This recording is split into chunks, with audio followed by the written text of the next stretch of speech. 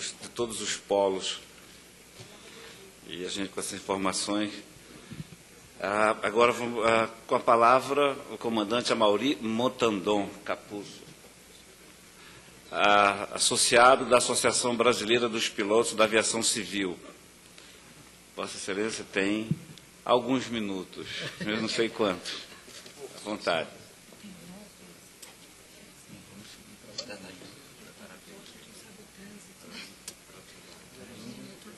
Esse cara aqui está o nosso relator aí de tudo. Não, você sabe. Daqui a pouquinho, na hora que eu ver. Só para o apontador de laser. Onde é que aponta o laser?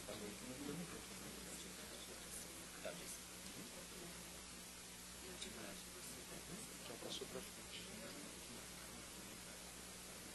Excelentíssimo deputado Jerônimo Gerg, presidente dessa mesa. Excelentíssimo deputado Plínio Valério. Senhores deputados, autoridades presentes, senhoras e senhores, o país hoje tem vários gargalos que estrangulam o crescimento do transporte aéreo. Do ponto de vista de nós, pilotos de linha aérea, sou um comandante de uma empresa de grande porte no Brasil, eu passo a citar alguns do ponto de vista da cabine de comando. Nós vemos que a infraestrutura aeroportuária hoje no país está precária. Temos pistas mal conservadas hoje, boa parte delas por todo o país. De difícil acesso para decolagem, temos aí exemplos como Florianópolis, Porto Alegre, Curitiba, Foz do Iguaçu, Uberlândia, Aracaju, Porto Seguro, entre outras várias, onde as pistas de táxi, que são aquelas pistas que te levam para ingressar na pista, não chegam até a cabeceira. Você tem que parar no meio delas para depois entrar na pista, dar a volta e poder decolar. Isso aí acaba levando um tempo maior. Os pátios hoje são extremamente mal dimensionados pelo crescimento da nossa aviação, tanto comercial quanto aviação executiva e aviação em geral. Isso fez com que os aeroportos ficassem pequenos. Hoje em dia são frequentes as suspensões de pousos e decolagens por pátios lotados. Os senhores usuários devem muitas vezes escutar o comandante falando, a gente falando lá da cabine, senhoras e senhores vão ter que fazer uma espera aqui sobre algum ponto específico, devido ao pátio do estacionamento no aeroporto de Congonhas, ou às vezes o Santos Dumont, o próprio Santos Dumont. O pátio está lotado, não cabia mais aeronaves daquele pátio, vamos ter que esperar aqui. Nós sentimos hoje uma necessidade de mais aeroportos operacionais para a aviação atual. Precisamos de mais aeroportos no país, bem mais aeroportos no país, além dos que já tem, ou de grandes melhorias nos já existentes, que não comportam hoje as aeronaves de grande porte.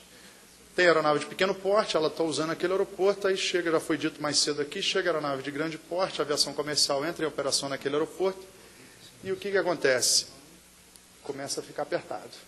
Aí vai outra empresa, nós temos 4, 5 empresas de grande porte no país hoje, espreme a aviação geral, espreme a aviação executiva, e acaba não cabendo também, vou citar o exemplo de Aracaju, cabem 3 aeronaves de grande porte ali, no máximo, 4 não cabem. 4 talvez fique apertado. Então, Aracaju, nós estamos falando da capital do estado, Sergipe. Dentro do nosso ponto de vista também, temos desses aeroportos, a necessidade de mais aeroportos operacionais. Eu quero dizer o seguinte, aqui em Brasília, ocorreu até pouco tempo atrás, foi noticiado em mídia escrita, uma aeronave que decolou de Natal para cá, ficou sobrevoando Brasília, uma tempestade caindo aqui em Brasília, a aeronave sobrevoou, não conseguiu pousar, teve que pousar na base aérea de Anápolis, se não me engano, por falta de combustível. Ou seja, o aeroporto de Confins não podia aceitar aquela aeronave como aeroporto de alternativa, porque no pátio do aeroporto de Confins não tinha mais lugar para as aeronaves, porque as aeronaves já tinham alternado o aeroporto de Confins. O pátio de Goiânia já estava lotado, porque Goiânia, algumas aeronaves já tinham. Então sobrou, qual foi a alternativa? Pousar na base aérea aqui do lado, que é a única alternativa que tem. Porque não tem mais aeroportos. Então precisamos de mais aeroportos no país, mais aeroportos operacionais para esse tipo de aviação. Nós ainda temos, eu vindo de um voo na semana passada, nós ainda temos na região norte e nordeste do país, onde a comunicação é prejudicada pela falta de repetidoras. A repetidora é o que? Ela retransmite o que o controlador de tráfego aéreo passa às aeronaves e o que nós passamos aos controladores de voo. Algumas frequências têm muito ruído, forte ruído e pouco alcance entre o controle de voo e as aeronaves voando naquele setor, principalmente na região do Amazonas. Você começa ali lá em cima, Boa Vista, quando você vem da América Central ou do Norte, entra ali por Boa Vista, vem descendo. ali no meio do Amazonas, ali a comunicação realmente hoje em dia está muito ruim, em termos de rádio. Isso causa potencial risco à segurança de voo. A rota entre o Brasil e as Américas Central e do Norte cruza essencialmente essa região. E todos sofrem com esse problema. Isso é o que nos preocupa. O controle de tráfego aéreo hoje, nós vemos com um pouco de deficiência. Acreditamos que por equipamentos, talvez um pouco obsoletos, e pela legislação. A legislação hoje trava o bom fluxo de tráfego aéreo no país. Hoje, por exemplo, no aeroporto de Guarulhos, nós temos 2 pistas no aeroporto de Guarulhos, onde as duas não podem ser usadas para uma operação simultânea, porque elas estão a menos de 800 metros de distância uma da outra.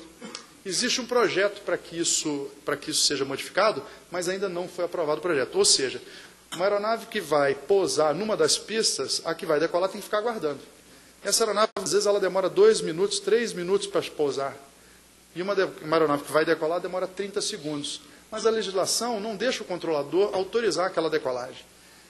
E ocorreu comigo também, eu fiquei 30 e quase 40 minutos esperando para decolar. Foram 10 aeronaves de grande porte, eu pude contar no meu alcance visual. Só a minha aeronave gastou 350 quilos de combustível entre eu acionar os motores e decolar.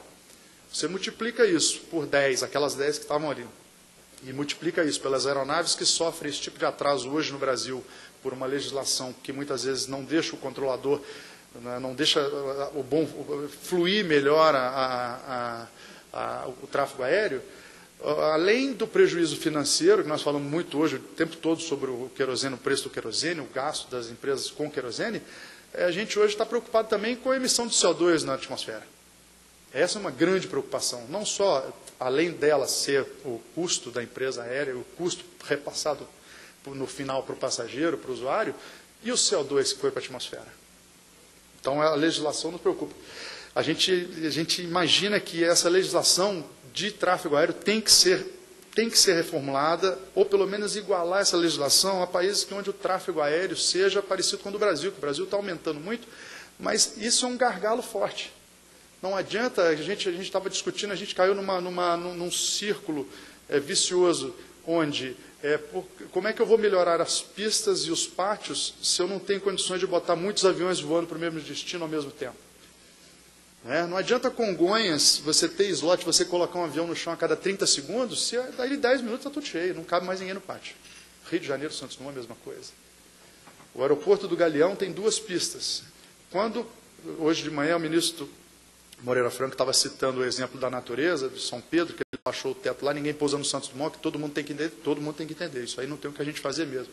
Mas, por exemplo, quando a operação está em instrumento, que se consegue pousar com auxílio de instrumento no aeroporto de Santos Dumont, o aeroporto do Galeão, que tem 2 pistas, uma delas é fechada automaticamente. Por quê? Uma dessas pistas, caso uma aeronave que venha pousando numa dessas pistas tenha que arremeter, descontinuar a aproximação, ela pode interferir com a aeronave que está aproximando para o Santos Dumont. Ou seja, o controle de tráfego aéreo, por legislação, causa o fechamento de uma pista quando o aeroporto vizinho está em condições marginais de operação visual. Uma coisa que tem que se ver. E, ao nosso ponto de vista, também é uma coisa crucial. O efetivo de controladores de tráfego aéreo, ao nosso ponto de vista, está baixo. Tem que se aumentar o número de controladores de tráfego aéreo. Você vê hoje um controlador de tráfego aéreo controlando 2 frequências. Isso, para a segurança de voo, é um risco tremendo. Eu vou citar, para quem não entenda o que significa isso, um controlador controlando 2 frequências é a mesma coisa que eu estar aqui com o telefone na orelha, falando com o coronel Jenkins, e o outro telefone falando com o deputado Guerra. Os 2 falando ao mesmo tempo comigo. Uma hora eu vou me confundir o assunto. Isso é perigoso.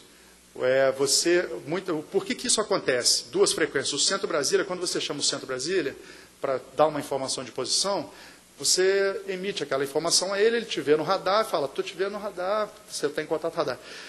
Uma outra aeronave que está próxima a uma outra repetidora fala com esse mesmo controlador. Só que uma pode ser tráfego essencial para a outra. Aquela aeronave pode estar voando em rota que converja com a minha. Então, isso não poderia acontecer. Você não vê isso acontecer em lugar nenhum do mundo, um controlador controlando duas frequências ao mesmo tempo, e uma aeronave falando com o mesmo controlador não escuta a outra. Isso acontece, hoje acontece no controle de tráfego brasileiro. Fora as distâncias. Vindo você pega uma região aqui da Amazonas até próxima à lateral de Goiânia, é uma região de quase meia hora, 40 minutos de voo, você fala com um controlador. É um controlador. Então, é uma área, um controlador hoje controla uma área muito grande, muitos aviões. E muitas vezes o que aconteceu naquele gargalo é que tem uma quantidade máxima de aeronaves permitida por região. Naquela época, os controladores seguiram à risca, houve uma reformulação, mas seguiram à risca aquele controle de não aceitar mais aeronaves. Por isso que parou tudo. Entrava 5, 10, 15, eu não sei o número, não sei precisar o número, entravam 10 aviões na área daquele controlador, ele não aceitava mais nenhuma. Então, as aeronaves eram impedidas de decolar, as aeronaves tinham que ficar fazendo órbita, espera no meio do voo, porque o controlador não aceitava mais aeronaves naquele espaço aéreo dele. Ou seja, pouco controlador para o número de aeronaves sobrevoando o Brasil. Além disso tudo, hoje a nós pilotos, o que mais causa preocupação é a nossa regulamentação, a regulamentação do aeronauta. A Lei 7183 de 1984, que versa sobre a nossa profissão, foi elaborada numa época já distante e do tipo de operação atual. Eu me refiro aos horários de trabalho, ao tempo de descanso, local de descanso, tipo de operação, entre outros. Local de descanso, todo mundo, a maioria da população, dos usuários, os pilotos, os comissários chegam lá no hotel 5 estrelas, deitam, dormem e tal. É lindo. Isso já aconteceu uma época, hoje não mais. Nós temos na legislação inglesa a condição mínima que um hotel tem que apresentar para descanso de tripulante. Por quê? Nossa jornada, hoje a gente tem uma jornada de 12 horas, 11 horas e pouco, podendo voar 9 horas e meia efetivamente. Imagine que a gente começou às 6 horas da tarde. Então, a gente vai parar às 6 da manhã. Agora, a gente vai para o hotel às 6 horas da manhã. Muitas vezes, vou citar o exemplo de Belo Horizonte. Confins, o hotel fica na cidade, 1 hora de distância, com trânsito. Você chega depois de pousar às 6 horas da manhã, às 6 e meia você sai do aeroporto, chega no hotel às 7 e meia e vai descansar. Um período de 12 horas é o mínimo de descanso hoje. Na legislação inglesa, a condição mínima que um hotel tem que oferecer para um tripulante descansar é controle absoluto de luminosidade, temperatura e ruído. Então, você fecha a cortina do hotel, tem aquela fresta na janela, a gente sabe que dormir de dia a gente não consegue dormir como a gente dorme de noite, por produção hormonal do próprio organismo. Tem o ruído, você hoje, nos hotéis, você escuta, você está com a porta fechada do quarto, está o barulho da camareira, 8 horas da manhã, que ela está fazendo, passando aspirador no corredor do quarto do hotel, no corredor dos quartos. Né? E a temperatura, você liga o ar-condicionado, aquele barulho característico. Então, isso aí a gente não consegue descansar direito. Né? Os tripulantes não conseguem descansar contento. Isso é o local de descanso dos tripulantes hoje, que a gente tem enfrentado o problema em alguns hotéis do Brasil. Essas características vêm sendo degradadas ao longo desse período, causando um desgaste exagerado nos aeronautas e, por consequência, afetando os usuários. Como disse a Sandra aí, o final é o usuário. De acordo com o CENIPA, que a gente tinha aqui, a gente tem... É o primeiro slide, vamos tentar voltar lá. Esse aqui, o ponto de luz...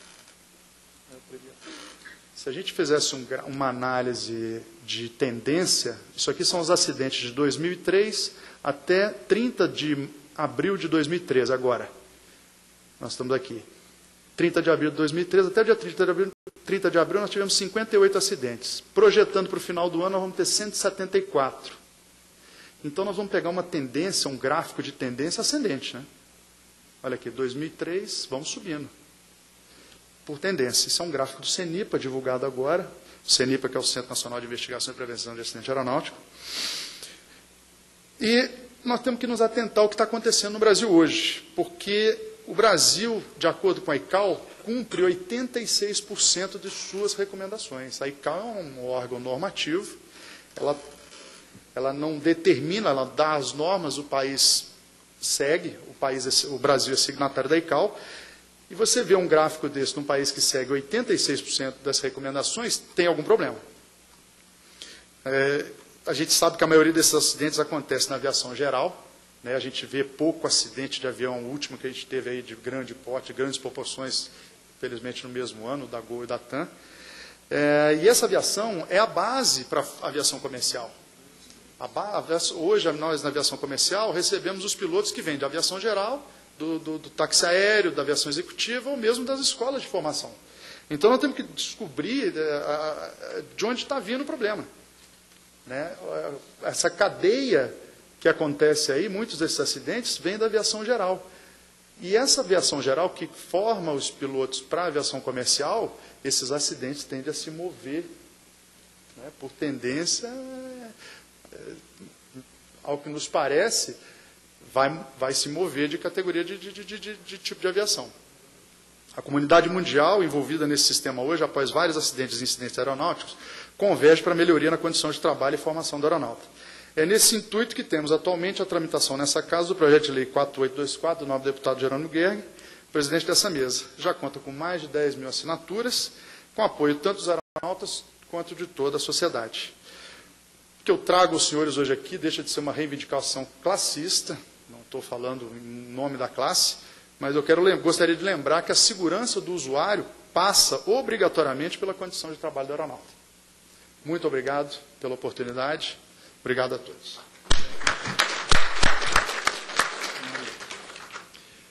Agradecendo a Mauri Montandon, associado da Associação Brasileira de Piloto de Aviação Civil, sem querer fazer piada, até porque não cabe, né?